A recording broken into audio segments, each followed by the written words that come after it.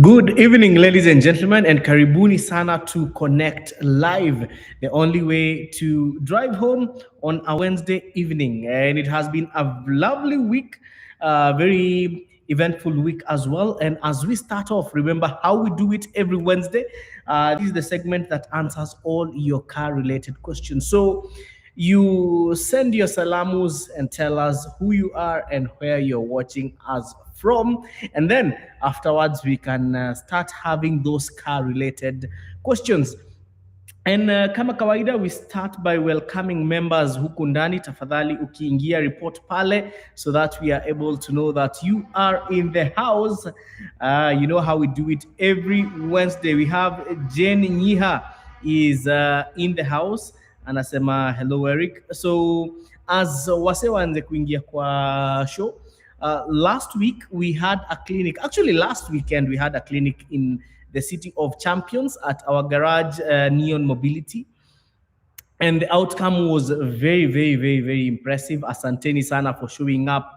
The people of Eldoret, so much love.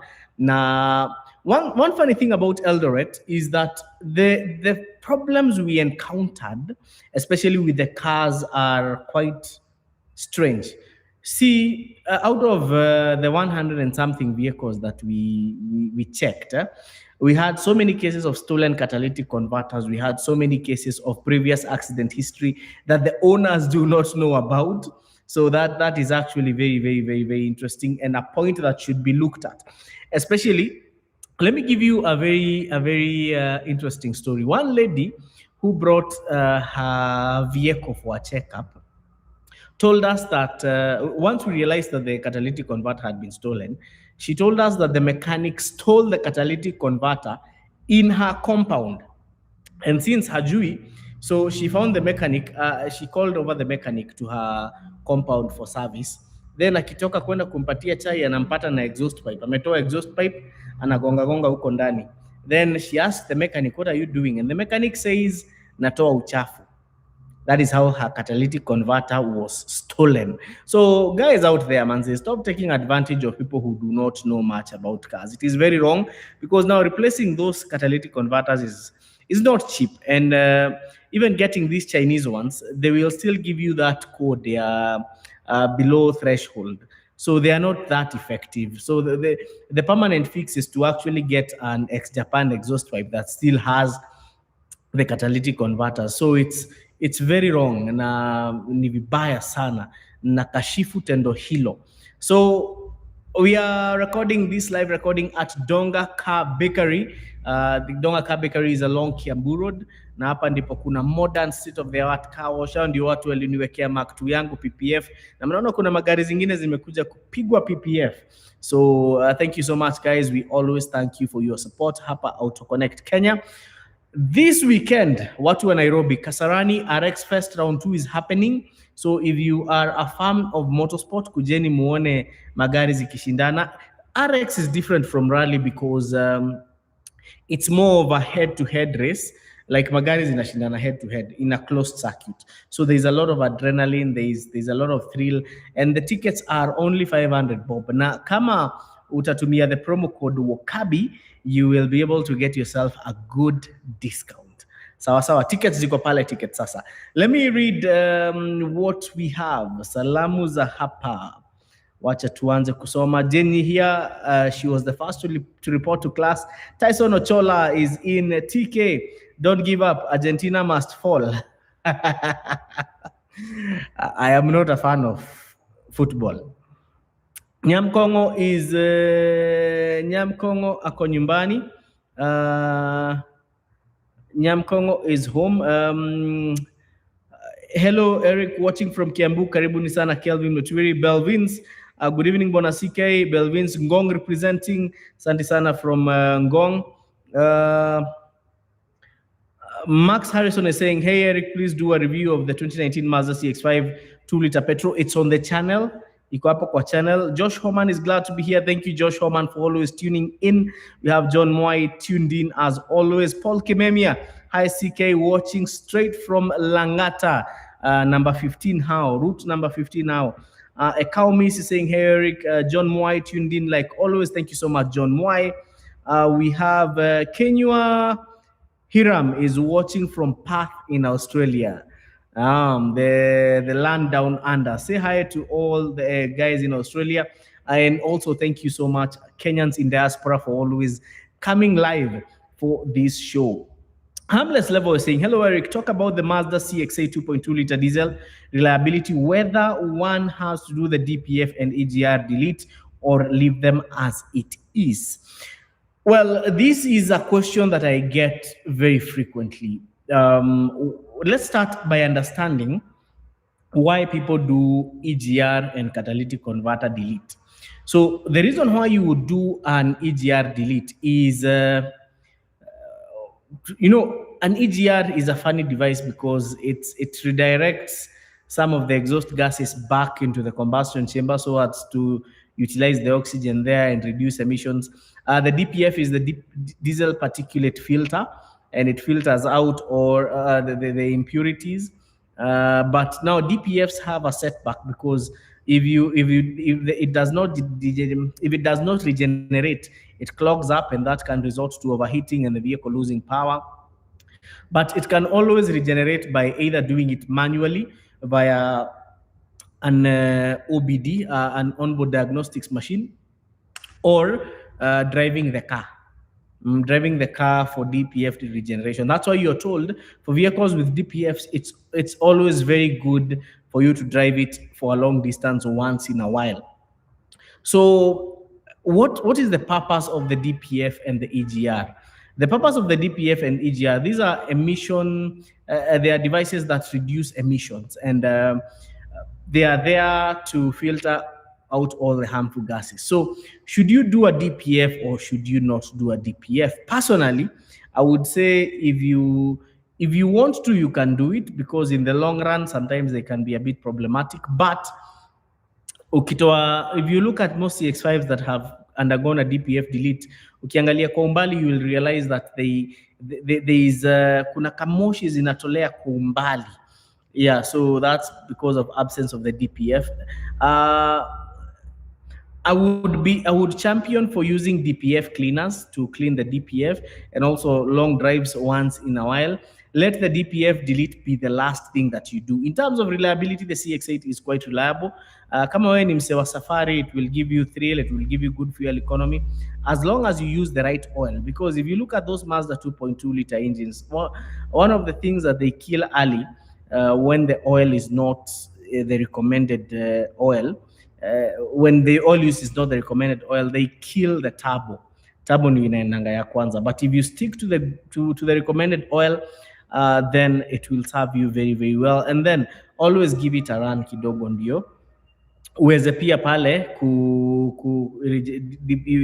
so that the exhaust gets to the regenerative temperatures, and you can regenerate by driving on highway speeds for like 30 minutes highway speeds. That's between like 80 to 110 hapo, then DPF ita regenerate. So kama ni mse wa safari, a regeneration will occur. So I think do not delete the DPF, not unless hiyo kitu imeclog kabisa. So I hope Harmless Level have answered your question. Let's see, William Longole. Eric, please try get a review of the Mitsubishi RVR Sports Gear 4G63 manual 4-wheel drive. I have a friend of mine who fixes Volkswagens. Anaitwa Christine Nganga. She's one of the top VW mechanics in Nairobi, and she drives an RVR Sports Gear. Although yake ametoa hiyo 4G63, amesunda ndani pale 7A na akaweka automatic transmission. So it's a very interesting build. Most of them, if you get those RVR Sports Gears, most of them have had an engine swap. Most of them are running on 7As, but they were quite solid. Tutaitafuta, and we are going to do a review of the vehicle. Najua pale kwa channel tumenyamaza kidogo on reviews, but from tomorrow, kwanza wase wanapenda trucks. People have been asking me about truck reviews. So from tomorrow, you're going to have a truck review. And the truck that is going to kickstart this track reviews is actually a JMC carrying plus. Unajua mchina ame akona siku hizi the Chinese are really coming into this market, so we're going to have an up close and candid review of the JMC carrying plus. Mm, we have Benson Otonda is saying, "Hi Eric, I just got out of halftime watching from Maseno." Thank you so much, Benson Otonda. Salimiana hapo sana pale Maseno.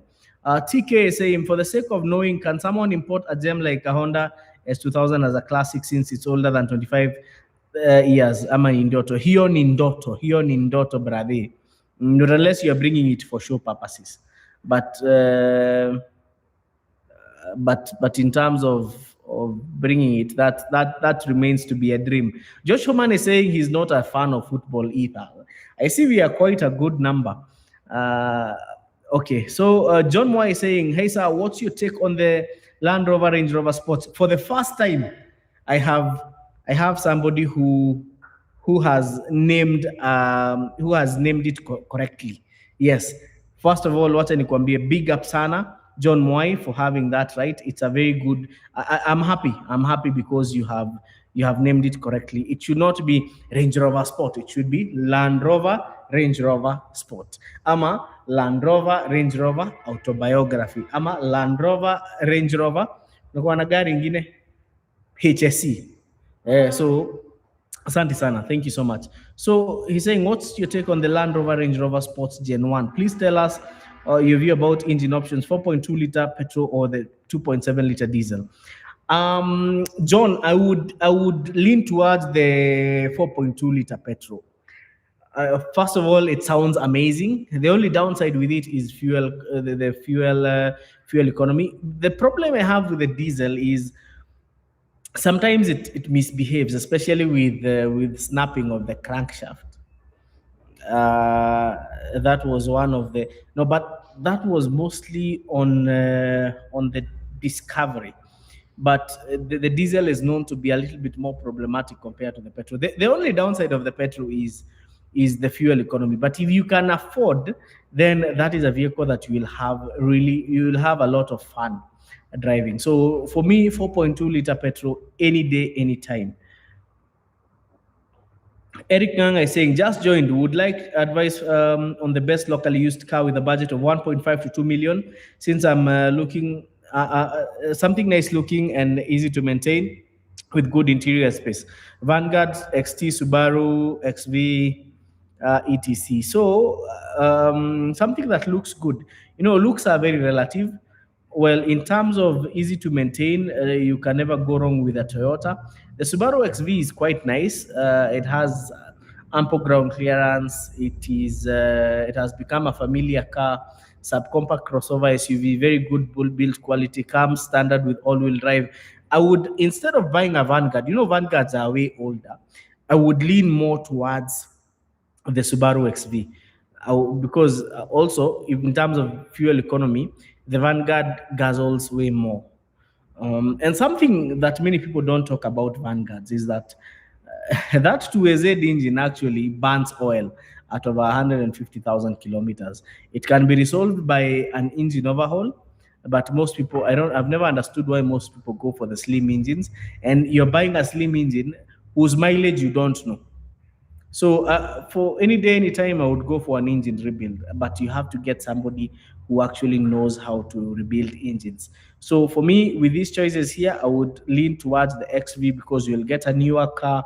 You're also going to get a car that is manageable. It has good ground clearance because 2 million is quite a good budget. It's too good to buy a Vanguard.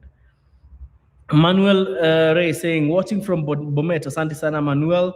Nashukuru sana. Kevin Obuya is saying, hello Bwana CK. Talk about the 1HZ and TD42. Somebody just talked about some of my favorite engines. The 1HZ was built to last forever. It was a huge engine, but with not so much power, not so much torque. And that was for reliability purposes. There are some guys in South Africa who normally turbo the 1HZs. I've also seen several guys also in Kenya who are offering that service. I've seen several, but the one he did was produced to remove such little power and not be very fast so that it can last long. It is a purely mechanical engine, no ECU, very easy to run. It can even run on bad oil. It can run on bad fuel. It's an engine that I normally say that the one he did is probably the most reliable engine in the world. The TD42 was used mostly on the patrols. And the TD42 is also, the TD42 versus 1HZ, both of them have similar displacement. Both of them are very mechanical, and both of them are very durable. In fact, it is hard to tell which one to go for and which one not to go for. But if I was to be asked, if I'm buying a Nissan Patrol, I would prefer one with the TD42. If I'm buying a Land Cruiser 79, I'll prefer one, 76 or 79, I'll prefer one with the 1HZ. Those were engines that were very beautiful. These were engines that were built when mechanics or engineers were inspired or motivated by longevity, not good fuel economy, reduced emissions, blah, blah, blah, blah, blah. No, that time was pure longevity and durability. And to be honest, we'll never get such engines again. Wacha tuendelee. We have Kisozi Joshua watching from Kampala, Uganda. Thank you so much, Kisozi Joshua. Belvins, thank you so much for that little token of appreciation. Nashukuru sana. Tuendelee tu. Okay, Kevin Abuya is saying, hello, Bwana CK. Is the T33 a game changer in the Nissan Lightning? Nimeona moja Mombasa, and the car is beautiful, but taxes inafanya ikuwe very expensive. What are your honest review of the car? Well, the T33 is indeed a game changer, that I have to say. And the reason how I would call it a game changer is one, it will give you very good fuel economy. The 1.5 liter PHE, let me not call it the 1.5 liter e-power. Actually, they are calling it the e-force. It is zero gearbox problems and maximum fuel economy. I must say, it's going to be a very popular crossover SUV in its class, and that is because when you combine reliability and fuel economy, you get a very good combination. So the only drawback right now is the taxes. They are quite high, but as the vehicle ages, they are going to become more friendly. Sawa sawa. Tuendelee, wacha tuendelee. Moses Orina is saying, hello, Eric, bring your opinion of the new BMW X5 2027. One, I have to give it up for BMW. I have to give it up to BMW for the following. They have made sure that all fuels are represented in the X5. There's a hydrogen X5. There's a hydrogen. There's electric, and then there are the hybrids. There's the diesel. So everything is represented. My favorite part of the X5 is the headlights, especially the one that has the X. It really looks nice. But times are changing. The kidney grills looks quite odd, that I must say. But anyway, what do we say? It is a vehicle that, as Kenyans, unless for the super rich, we will take some time before we get it. But to me, it was an exciting moment to see it getting unveiled and to see it represent both EV and hydrogen, because I know Toyota are very big on hydrogen, and now it's good to see BMW following the same league. So we are, as we move towards sustainability, I appreciate the fact that BMW has also taken time to seek other alternative fuels other than just EV. Let me see. Okay. Achieng Frederick is tuned in from Malava. Asante sana, Achieng Frederick. We have Martin Dirango saying, hey Eric, I'm in love with the Nissan E13 e-Power. Apart from the battery, is there more to worry about? Love the good work you do by being our teacher. Thank you so much, Martin Dirango. Well, let me answer this. The E13 e-Power, you don't really have to worry about the battery because it's a lithium ion. That's a battery that can can last if well serviced and well taken care of. You know, the number one enemies for these hybrid batteries or EV batteries is heat and dust. So if you can service it meticulously, I don't think there's anything you should worry about that car. Yeah, it's advanced electronically, but if you buy a clean, low mileage one, it's a vehicle that will serve you for a very long time, and the savings will actually be worth it. That's what I can say. But note, nimesema maintain it meticulously and also buy one that is clean and haina maneno mingi. So let me see who else is in the house. Harmless Level is typing while deleting. Kisozi Joshua, Santi Sana for always joining us from Kampala, Uganda. I told you guys there's a project we want to do with Kisozi Joshua. It will be coming soon to you guys. Collins Muriel saying, "Hi Eric, what do you think about the 2021 Peugeot 508 station wagon?" I love 508s. 508s are good vehicles. They are long, they are nice, they're good looking, and they're economical. So they are nice cars. They are nice cars, especially the diesel ones. Max Harrison is saying, Eric, consumption year 2019 Mazda CX-5 2-liter petrol ikoaje for point A to point B who doesn't care about speed. It's the perfect vehicle. 2-liter proactive manze hiyo gari before uharibu pia wewe utakuwa careless. It's very reliable. The fuel economy, it will give you up to 13 kilometers to the liter. If you drive it well, itafikisha 14. So it's a good car. It's a very good car. Mazda really outdid themselves on their petrol engines. Harmless Level is saying, what's your take on buying a Nissan Note E13 locally or importing one if I want a high spec one, and talk about the price and fuel economy? Harmless Level, to start with the fuel economy, definitely it's over 20 kilometers to the liter. Sometimes it has gone all the way up to 25. In terms of importing it versus buying it locally, the only problem we are having with Nissan Note E13s is the taxes, because the taxes are quite up there. So ndio maana unaona locally hizo gari zinauzwa 1.7 1.75. If you import it, you can maybe bring it for 1.6 1.55, sana sana 1.6 if you're looking for a good grade one. So the savings are there, but one thing I always say is importation will be a plus in terms of you can select the quality you want, not the quality that somebody else wants.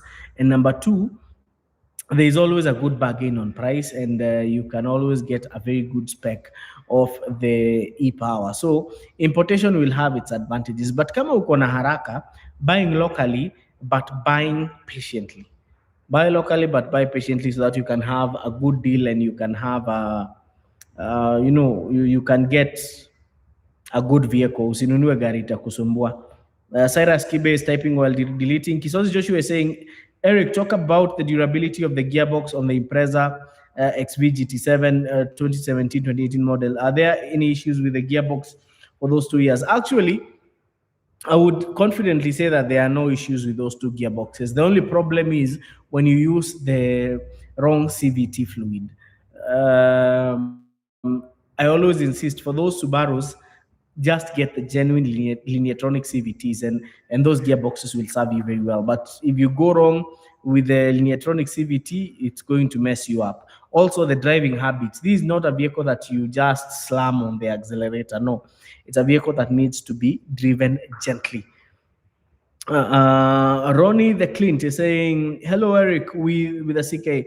What are your thoughts about a locally used 27 diesel Prado VXL? Is it a good buy? If it's a clean vehicle, then yes, it's a good buy. Joseph Olo, hello CK. Asante sana Joseph, karibu sana. Bill Odera is saying, hello Eric with a CK. With a budget of 600k to 700k, can I get a Subaru Impreza 1600cc? I'm a Golf Mark 7 locally used.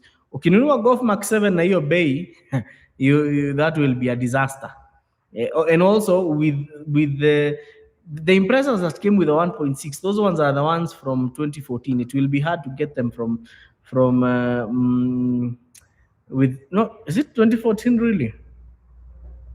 GP zilianza lini? GP. Yeah, I think it's around 2014 thereabout. So this price upon, not unless you get the older, the Kahokai, the one with the 1.5 liter, and it is very lazy, it is very thirsty. It's not the one with the EL15. I cannot really advise that. So if you're buying a Mark 7 for 600, for 700,000, there is something very wrong with that car. Well, you can get, but I Mark 7 or 700. You should ask yourself several questions.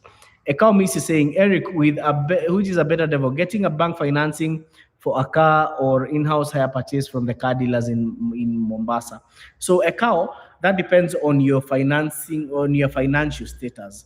If you can get bank financing, if you qualify for bank financing, go for bank financing, because you'll get a longer payment period and lower installments. But if you don't qualify for bank financing, go for hire purchase. The only problem with hire purchase is that the deposit is higher and the installments, the payment duration is shorter, so you have higher monthly installments. So that's why, kama who qualify for bank financing, go for hire purchase. But if you can qualify for bank financing, banks are more flexible, and they are more, what else do we call it? I would say they are also more lenient, unlike hizi gari zingine. Hizi hire purchase, also hire purchase, ukipata mihindi mzuri and you negotiate the terms, they can actually be very, very, very helpful. Tuendelee, we have John Wanjohi saying, hello Wakabi, which manual Kadudu is reliable between a Fit RS and a Nissan Note? Both. Ukipata yoyote manual chukua. Sana sana the Fit RS. Eric Kanga is saying, thanks for your response, namesake. Thank you so much, Eric. I'm happy to do so. Rafael Nyawera is saying, hello Eric, coming from Moranga, what's your take on the GWM Ola 5? So it was launched, they say, ranging for 3 to 4 million. Is there possibility for it to come to Kenya? So the GWM Great Wall Motors dealer in Kenya is Crown Motors. Crown Motors is also known as Nissan Kenya. Niliona siku hizi wako na jina ingine. Yeah, but they are the franchise holders of Great Wall Motors. That's why they are selling the Haval. And is there a possibility of it coming to Kenya? Yes. Because I was looking at the KMI data about the various vehicles that have sold in the last month, actually in May, and the biggest number of vehicles that sold in Kenya as zero mileage were actually Chinese. So is there a possibility of it coming to Kenya? Yes, there is. Is there a possibility of the market shifting? Yes, there is. So hapo kaa tu rada. Paul, yes, Paul Yojina, following from Lokicha Oil City. Thank you so much, Paul, for always tuning in. Harrison, like the live, guys. Thank you so much. Wase and then endeleeni kulike live na pia share, so that also your friends will get a piece of this. Francis Nderito is saying, hi Eric, kindly talk about the NV200 considering the fuel consumption, reliability, and do you know somewhere I can get a clean one used with a budget of 900k maximum? NV200s are actually very reliable vehicles. They are very reliable. If you look at them value-wise, sometimes they do make more sense than getting a Pro Box. In terms of transmission issues, the NV200 comes with a 4-speed automatic transmission, so you don't have to worry about CVTs. It has more space. The only thing you will do, and something I call a small issue, is once in a while replacing the bushes and other suspension components. Abuyo gari utafuna suspension sana. If I have one that I can get for 900,000 Kenya shillings, you know our number 0710 844 863, niandikie message hapo and I'll sort you tomorrow morning. Kuna kamoja mahali tunaweza angalia. Tuendelee. Kevin Kuria is saying, hello CK, watching from Juja, upgrading from a 2008 Toyota Wish to a 2014 Toyota Wish. Is it a good idea? If so, where are some of the common problems that I should expect? So you're moving from a 2008 to 2014 Toyota Wish. It's more or less the same plan. Hakuna kitu kubwa imebadilika. So I don't think there are problems you should expect. Just make sure you buy a clean one. Joseph Kiamba is saying, "Hey Eric, can one change the car fuel system like petrol to diesel, and what does it entail?" Yes, you can. There are so many people who have changed their Toyota Hiace vans from petrol to diesel, but these days it's very expensive. So assuming you're even the Prados, people have done that, but you have to learn a few things. You have to know that you have to change the engine, you have to change the wiring harness, you have to change the gearbox, you have to change the differential, you have, because the ratios are different, but that one you can do without. You also have to change the fuel tank. So it's quite expensive and it's quite capital intensive, but unless you're dealing with an older platform, maybe vehicles that didn't have ECUs, those ones are quite easy to swap. Mm, Kabiru is saying Toyota Crown, best car for fast. Kabiru, I didn't understand that question. So Mark Miner is saying, hello, Wakabi, advice on the 1.5D Mazda. What is the best engine oil for it? 5W30, 5W30, 5W40. That should serve it vizuri. Otiendo Oriedo is saying, nimeona mahali Nissan President looks good. Yes, Nissan Presidents were actually very, very, very nice luxury sedans. They are really attractive. Tony Samuel Okello is saying, please review the W210 M111 engine compressor, E200. Its pros and cons all under. So the 111 was actually a very reliable engine. So I would not have a problem with the engine. But the W210 platform was quite susceptible to rust. In my opinion, it is not the best looking E-Class. It's yeah, hiyo gari sura yake si mzuri sana. 210, I think, sorry to say, but it's not the most attractive. It's the least attractive amongst all generations of the E-Class. The 210s were very good looking. 211s were very good to look at. The 212s were also good to look at. But 210, manze, ni ile gari mtoto akikataa kula chakula unamwambia ebu meza ama nilete gari ya dadi. But they were loved. The only issue that platform had was rust. So if you're buying one, just look at the floor pan vizuri sana, sababu ilikuwa inakuliwa na kutu. The other thing, if you're buying the year of manufacture 1997 to 2002, pia angalia wiring isikuwe imekulwa na panya. Sawa. So Steve G is saying, I'm planning to buy a 2001 2-liter X-Trail with 170,000 on the clock na buy 350k. What's your advice? Kama hiyo gari ni safi, kama haijakatika mwili, nunua hiyo gari. Yes, kama hiyo gari haijakatika body, buy that vehicle. Because T30s were fairly reliable and they are very easy to maintain. Hiyo gari hata ukibadilisha engine, they are not very expensive. So 350k is a very good buy, but it's a good deal, but also make sure your gari ni safi and it's 4-wheel drive. Kevin Doro is saying, personally, would you go for the local or import ndio kuingia? Mimi juu najua mashimo naweza import. Juu najua mashimo za kuimport naweza import. Faceless Reports is saying, can earning 50k a month maintain a Toyota 110 for 3 times a week? 45? Yes, definitely. Mfuko ni kujipanga. Faceless, okay, we have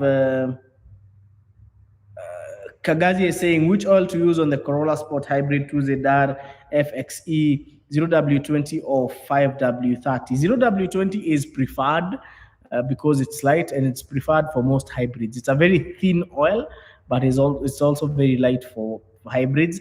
Kama haiko, and listen to me keenly, kama haiko unaweza tumia 5W30. That is kama haiko. Turudie pamoja, kama haiko unaweza tumia 5W30, but the recommended one is 0W20. Joseph Mwanzi is saying 2011 Escudo 2.4 liter. Great car, but Gazla. It's running great. What should I watch out for? Hiyo engine inaitwa H24. You should service it well, because even that engine is very expensive. Also doing an overhaul on it is 50-50. So you should really take care of that engine. Tuendelee. Mark Miner is saying, hello, Wakabi, currently on my second service for the Mazda 2 diesel at 70k mileage. Kindly advise on where to get original spare parts and how best to take care of this Kabist. Mark Miner, ule mtu najua anauza genuine Mazda parts hapa Nairobi is a lady by the name Maureen Masharia. Lady siku hizi wanajituma sana sana kwa biashara ya parts, ni wengi sana. So Maureen Masharia deals with genuine Mazda parts. How do you take care of it? One, unaweza utumie genuine oil. Yes, the recommended oil, and also make sure it's not being touched by mechanics who do not know what they are doing. So make sure you take it to a Mazda specialist. Tuendelee. Mudhe Cairo is saying, watching from Saudi Arabia, done something at M-Pesa already. Thank you so much, Mudhe Cairo. I really appreciate. Nashukuru sana for always coming through for the channel. Pat Wanjao is saying, better late than never. Tell us about the new Photon Baki versus its rivals. Pat Wanjao, these Chinese vehicles are actually something to watch out for. That new Photon Tunland looks amazing. Your gari inakaa fiti. To be honest, your gari inakaa poa.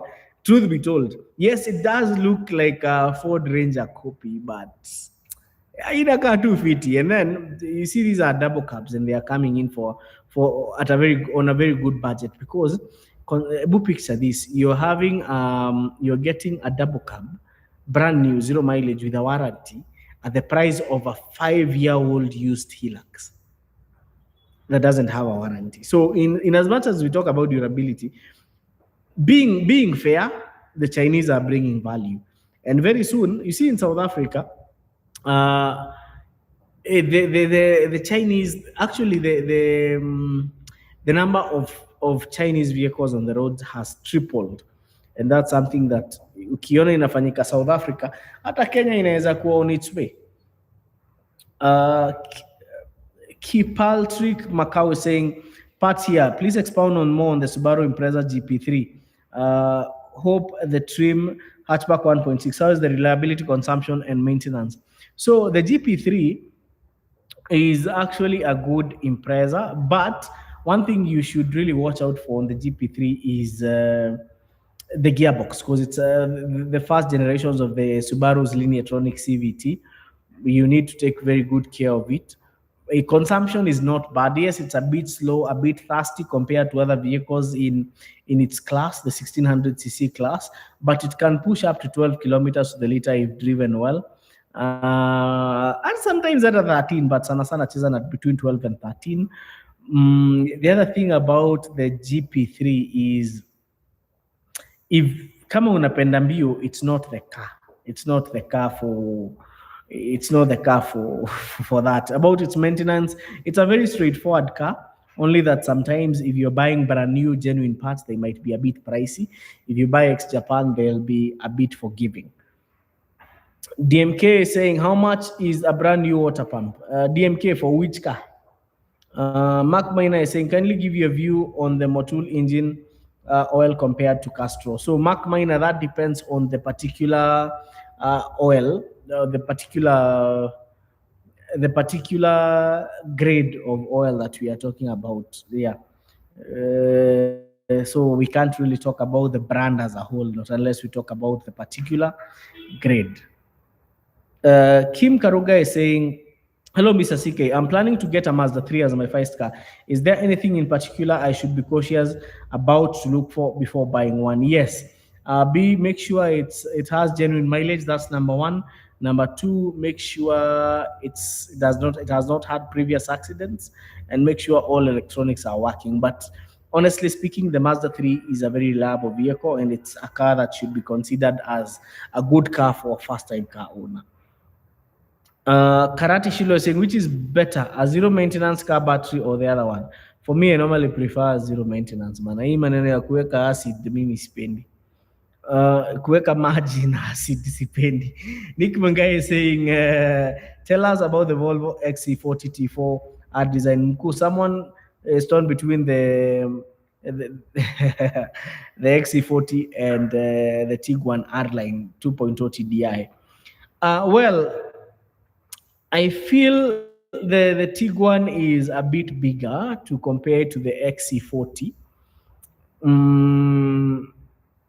Volvos are the only problem, the only challenge here with the XC40 is that it's a bit small, but generally it's a very good car, very economical, very safe, very comfortable, just like the Volkswagen.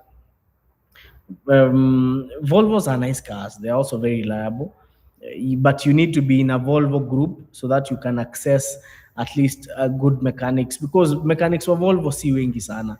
For Volkswagen, you have technical support almost all over the country, but Volvo kidogo kidogo si wengi sana.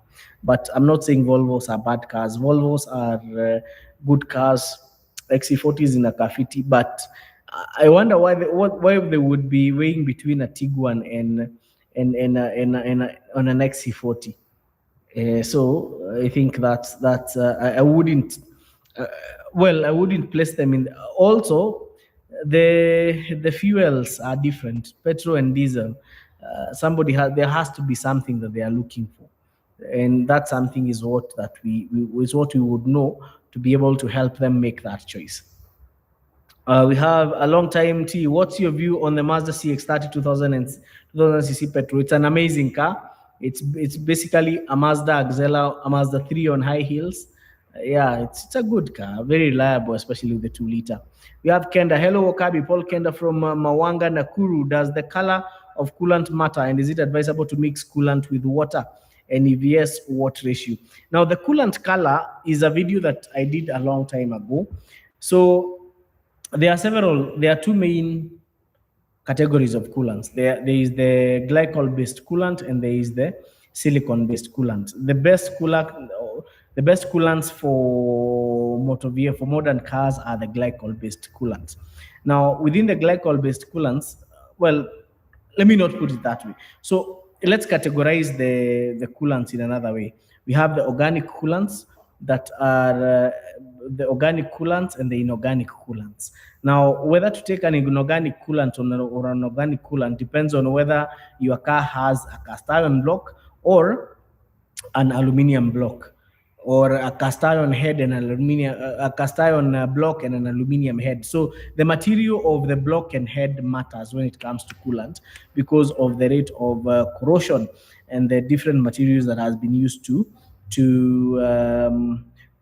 make the to create the the either cast iron or aluminium. But these days magari mingi, gari ziko na block ya cast iron ni gari zetu kama akina Mark II, na hizo ni gari za kitambo. Siku hizi most of them are aluminium blocks. So and you see, these days also manufacturers have brought in so many colors that, kitambo, pink coolant would signify something, green would be organic, pink would be inorganic. There is the blue that would be what is called a hybrid coolant, or HOAT. But these days, watu wamechanganya hizi marangi. So I always tell somebody, once you buy a coolant, just ensure that it's glycol based. That should be it should be a good point to start with. Sababu siku hizi kila mtu anatengeneza coolant. It's not like kitambo when a particular color would represent something. Because if you were to look at the coolants that are sold by various they are called fuel what? Hizi mapetrol ni tofauti, ziko na rangi tofauti. Unapata hawa wako na hii rangi, wako na hii rangi, wengine wako na rangi nyingine hata itaonekana. So the best thing is just get the packaging and read. Make sure it's glycol based. That's the most important thing. Kwa electric vehicles and also kwa hybrid vehicles, kuna another form of coolant that is called that is used to cool the hybrid system or the battery pack. So the battery pack on EVs is cooled by a coolant that is called a non-conductive coolant, and that is the coolant that is normally would be used around batteries. And the reason for using a non-conductive coolant is in case it spills, then you're not going to have any fires or any short circuiting because it does not conduct. However, it is pegged onto a certain maintenance schedule. Over a long time, the non-conductive coolant always can also become conductive. So that is why after some time you're required in an EV or in a hybrid vehicle that is cooled by coolant, you're supposed to flash off because over time it becomes conductive. And when you have conductive coolant moving around high voltage areas, it's not, it is very risky. So yes, if you're putting coolant in your car, chukua soma, make sure it is glycol based. But I'm also going to try and do a long video, repeat what we did, and tell you more about coolant and what you need to know about coolant. Tuendelee. Tycoon is saying, okay. Before tuende hapo, wacha tuende hapa juu kidogo.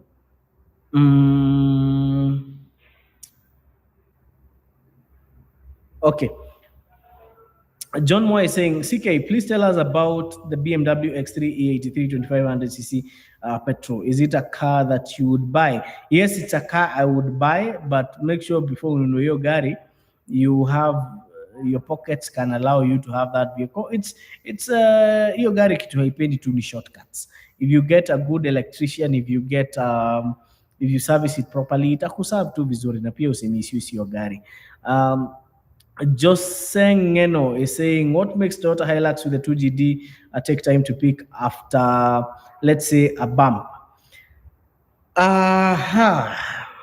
Josengeno, I don't want to be misquoted on this, but unaona pia pickup zenye zilikuwa na 2KD, they also had that problem. In fact, if you wanted to piss off a driver driving a heavily loaded Hilux na 2JD, ni ukuje with a 2KD. Sasa tujafika kwa 2JD, tuko kwa 2KD, ukuje umuingie tu hivyo.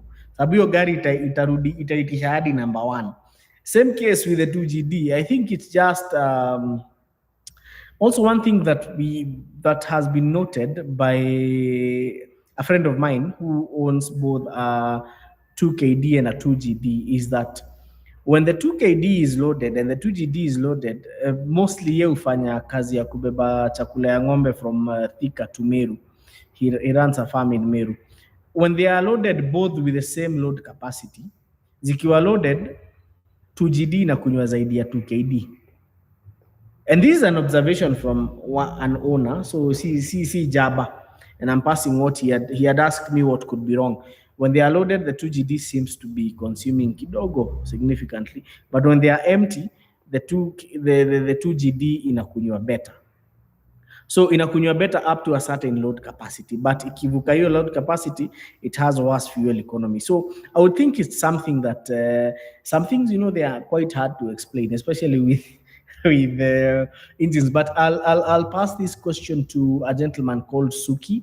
Suki is the chief product trainer at CFAO. He's very good with Land Cruisers and Hiluxes. So I'm going to pass that question to him, and next Wednesday nitakujibu. So next Wednesday nikumbushe, because I'm going to talk to Suki about that in the course of the weekend. Martin Yanumba is saying, is the Toyota Axio Hybrid WXB 2019 a good car for the first-time car owner, for somebody who is looking for fuel economy and reliability? It is not a bad vehicle, but you have to take care of the braking system, because your gari ikiwa your brake booster blanda. It's very expensive, but it's a good car. It's very economical, and also the hybrid system is very, very, very, very, very. It's pretty straightforward. Eno Cotino is saying, hey Eric, can you advise an engine overhaul or buying a new engine 5A? Fanya engine overhaul. 5A ni engine inajengeka. 5A ni engine ambayo inajengeka vizuri sana. Kevin Maina is saying, Kevin Maina from Rukuna. Siku hizi nasikia watu wa Nakuru, nasikia kuna shengi ya Nakuru na wanasema Nakuru kunaitwa Rukuna. So we have we have Ken Maina is saying, which is better between VXL and Kakadu? Both are more or less the same thing. The tofauti ya Kakadu na VXL, especially from 2020, ni infotainment system ya nyuma na probably heads up display, but technically they are the same. They are more or less the same. Some Kakadus do come with AdBlue, but VXLs are tropicalized. And one thing, Kakadu, and I keep on saying this, Kakadu is the highest trim of the Prado in Australia. VXL is the highest trim of the Toyota Prado for African use, mostly in Kenya and South Africa. If you were to give me a Kakadu and a VXL, well, difference ni kidogo sana. They are more or less the same. In fact, which one to take should be a matter of the heart. It should not be a matter of which one is better. Kakadu, yes, utapata infotainment system ya hapa nyuma, a screen, headphones. But anyway, mimi gari nanunua ya kuendesha. Mimi sisi nunui gari ya kuendesha watu wana watch TV huko nyuma. Gari ni yangu. So kikaa huko chini kama hakuna TV shauri yako. Si wana mibango na matatu. So mtu akikaa hapo nyuma, mimi ni as long as niko hapa mbele, ndani niko na 1GD, niko na diff lock 2, niko na cooler box hapa, ka sunroof hapa juu ya siasa hapa na pale. Niko na pale 6-speed automatic. Niko na multi-terrain response, ile multi-terrain control system. What's more to, why do I need screens at the back? Mimi nakuanga team VXL to the world, but Kakadu is a higher trim. It's more luxurious, although it's neither here nor there. Elias Meruro is saying, hello Wakabi, you got me into a Suzuki Baleno back in 2022. It was a great choice. I'm now looking at a 2020 Nissan Serena e-Power as a family car. What are your thoughts? The Serena e-Power is actually a very good vehicle. We actually did review one that we imported. Ukiangalia kwa channel iko fiti. Unlike the S hybrid, na by the way usiingizwe kwa S hybrid. The S hybrid is just trash. So if you're going for a Serena, go for the Serena e-Power, not the S hybrid. Serena e-Power one doesn't have all the transmission issues, but you have to usiingie kwa maji ovyo. So but generally it's a good family vehicle, but make sure it is an e-Power, not an S hybrid. Tycoon is saying, hello Eric, are the free tickets for RX Fest already available? It's still not available. Free tickets bwana, free tickets unaenda pale kwa post yangu, una comment, una comment alafu pale wewe unapewa receipt, unapewa tickets. But organize by the kama unataka hizo tickets za RX, ukienda pale ticket sasa uweke jina coupon code, uweke Wakabi, utapata ka discount hapo freshi. And you get some good discounts pale. Kife Official is saying, hi, which one can you choose between 2020 BMW X6 and a GLE coupe for the same year? You know what? I would definitely go. Okay, I don't like, to be honest, this is a personal opinion. I don't like coupe styled SUVs. These are msinichukulie vibaya, hii ni personal opinions. We say an opinion is like a nose, everybody is entitled to one. Mimi coupe styled SUVs, count me out. But mimi hapo, I'm a BMW lover. I would not go for any of these two because I would go for the wagon styled ones, not the coupe styled ones. Faceless reporter sana, mtu alikuwa ananishtua ati earning 50k and driving 3 times a week is too low for owning a Toyota 110 and becoming a new owner. We bwana, nunua gari bana. Maisha, we only live once. Buy that car. Usiambiwe bana, nunua gari. We will worry about that. Unajua uzuri ukiwa na gari, in case ushindwe kufuel, unaweza ipark. na alafu ngoja ile time utapata pesa ya kufuel bana, usitishwe. Ken Miner is saying and by the way, get that 110, you will enjoy. Huyo mtu amekuambia, atakwambia ati usinunue hiyo gari, mwambie apande nyumba yake impeleke town tuone. Ken Maina is saying, what does one need to know when purchasing a foreign used car from Kayads? Well, there is so much. You need to inspect the vehicle to ensure it's in good condition. You need to at least do a background check on the vehicle as well. Being foreign used does not necessarily mean that vehicle is in good condition. Pat Wanja is saying, what happened to the WhatsApp channel? Waiting for you two in there. WhatsApp channel tumenyamaza kidogo, but usijali. We are doing some restructuring here and there. Felix Chanda is saying, hello, Eric Okabi. I've been your fan for some time now. For now, mine is just greetings. The day I'll require a vehicle to be sure, I'll contact you. Thank you so much, Felix. Na nashukuru sana. Melo MZ is saying, hey, Okabi, I live in Australia. I sent a message seeking help with my mom's Avensis, but you never got back. Melo, which number did you use? I would be tempted to know which number you used or where you sent that message, because I've not seen any message with asking for an Avensis. Are you sure you used the correct number? Biju, the number, if you send to 0710 844 863, I ought to have seen it. So kindly resend to 0710 844 863 na nitaiona and I'll be of assistance. Siwezi lenga mtu. Na kama pia unaweza ni inbox Instagram, I will see it. So don't worry, Melo. I think sijaona message kama hiyo. I would not lenga, especially gari ya mzazi. Hiyo siwezi kubali. So Melo, just inbox me again and I'll be sure to help. Mark Miner is saying, kindly advise, is it good to do an engine oil flush for diesel cars? What could be the best oil for that? There is flashing fluid. Flashing fluid iko kwa maduka. We have kindly talk about the reliability. Okay. Sorry. Amelo is saying the Avensis is slow and losing power on even a slow slip, and only engages manual gears, slips back to gear 1. So Melo, which Avensis is it? Which Avensis is it? On what engine is it running on? Because I would need to know. We need to have that background. In fact, WhatsApp me Sai on 0710 844 863. I'll get back to you to ongeza ID. Tell me where the car is and I'll check it out within the nasemanga nini. I'll look at it. I'll have to look at it the soonest possible. So Melo is saying, my Subaru Forester 2017 is shaking when in traffic, and when you're turning the engine off time to time. Melo, the best thing is to take the vehicle for diagnostics, because there could be so many things happening. Because shaking can be anything from a misfire, it can be transmission juddering. So it's good you take the vehicle for like diagnostics.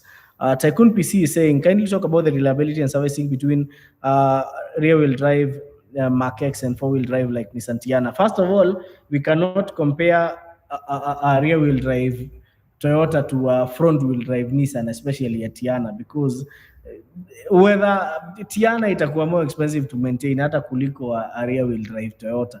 So I would rather ungesema we compare a rear-wheel drive Mark X and a front-wheel drive Premium, but we are not going to compare a rear-wheel drive Toyota to first seme we are comparing between a Nissan Fuga 2.5 GT rear-wheel drive to a Nissan Tiana. That will work, but Toyota and Nissan hapana. We won't do that.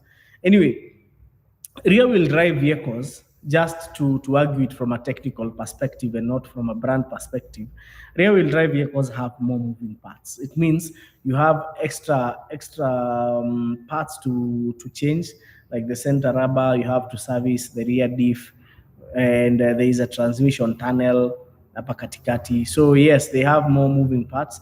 The suspension mbele ni double wishbone.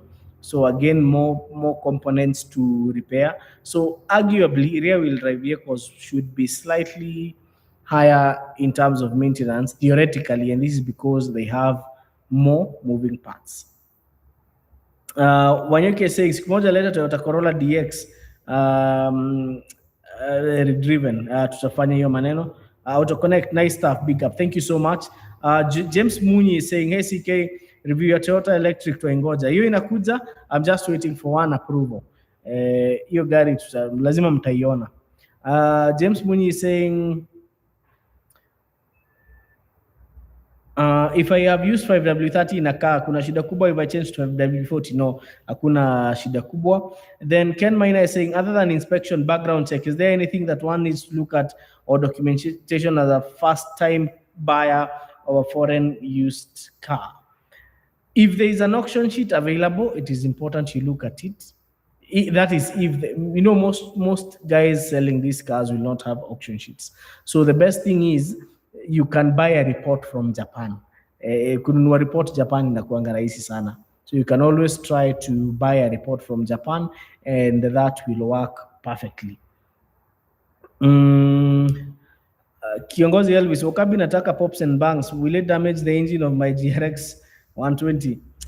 Bwana, if it's not helping in any way, achana tu nayo. Well, wanasemanga roho inachukua yenye inataka, but mimi, well, I'm not a fan of that. I'm a fan of keeping the cars in their pure form. So if it makes you happy, why not? Hii life niliwaambia it's too short. So kama hiyo twatwa inakufurahisha, weka gari ni yako, pesa ni yako. Worry about the other things later. But also it depends hizo pops and bangs zinawekwa aje. Kama ni zile za kuweka plug kwa exhaust pipe hautaenda sana. So unless you're doing a good tune, the rest ni kuharibu tu gari. Lakini anyway, we are si ufurahishwa na vitu vingi tofauti. Kenda is saying, I'm back again. Is it advisable to service a gearbox as you do your usual service? Premier to T240 with the 1ZZ. Yes, servicing transmission. A transmission, a gearbox is a moving part, so it does need service, but not as, because if you use the genuine CVTF, no, but ngoja, Premier 240 ilikuwa na auto, haikuwa na CVT. Some of them came with a 4-speed auto. CVT zimekuja hizi za nyuma the last day. So irrespective of whether it's an automatic or a CVT, transmissions are moving parts and it is recommended that you service them. So yes, ni mzuri, lakini service them. If you use genuine fluids, make sure you're servicing it at least once every between 20,000 kilometers to 30,000 kilometers. For newer cars, you can go as far as 40. Aaron Malema is saying, I had a Fielder 2017 service the other day at a Total Service Center. So the guy topped up with orange coolant less than 500 ml. Later I checked and learned that it should be pink. Should I be worried? No, as long as it's glycol based. Remember what I said. As long as it's glycol based coolant, haitakuwa na maneno. And for that reason, I'm going to repeat now my video on coolants. Ndio watu waione. Edo Coutinho is saying, can you give us a review on the Toyota Carina, my road, on your channel? What is it, a good car? Yes, Carinas were good cars. They were very good cars. They're very sporty, and pia zilikuwa zinameza kidogo mafuta. But tukiipata, we are definitely going to review it on the channel. Francis Mongi anauliza about the new Isuzu 1900cc. Well, I will reserve my comments on that one for now, but it's very economical on fuel. Sawa sawa. So guys, it's 9:14. Kesho nawaletea hiyo review ya truck. It's going to be our first truck review on the channel, and now we are going to have truck reviews weekly, at least on the channel, so that pia watu wa lori, commercial vehicles waweze kupata some insights, especially with the Chinese coming into the market. Also, so kesho stay tuned. Other news, the new Subaru Outback is officially in Kenya. The GU, ile crossover, ile inaka the proper SUV. So hiyo pia nitawaletea hapa, will be the first time. Josengeno anauza ile video ya Mera Pilots rada. Siko, that video is on the channel.